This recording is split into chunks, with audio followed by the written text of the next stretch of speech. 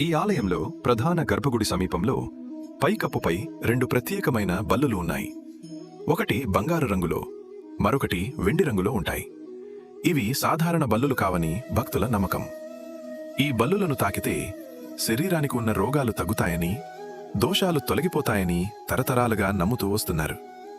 అందుకే దేశం నలుమూలల నుంచి భక్తులు ఇక్కడికి వచ్చి దర్శనం చేసుకుంటారు. ఈ నమ్మకానికి వెనుక ఒక పురాణ కథ ఉంది. కథ ప్రకారం ఒక మహర్షి అనుకోకుండా చేసిన తప్పుకు శాపగ్రస్తుడై బల్లిగా జన్మించాడు. తన శాప విమోచనం కోసం ఆయన కఠిన తపస్సు చేశాడు. ఆ తపస్సుకు మెచ్చిన విష్ణుమూర్తి వరదరాజ పెరుమాళ్ స్వామిగా దర్శనమిచ్చి అతన్ని శాపం నుంచి విముక్తి చేశాడట. ఆ సమయంలో మహర్షి స్పర్శతో దేవాలయంలోని ఆ బల్లులకు దైవశక్తి కలిగిందని విశ్వాసం. అప్పటినుంచి ఈ బల్లులు భక్తులకు వరప్రదాతలుగా మారాయి.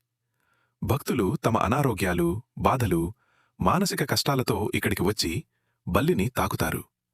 బల్లి శరీరానికి తగిలిన చోట ఆరోగ్యం మెరుగుపడుతుందని నమ్మకం.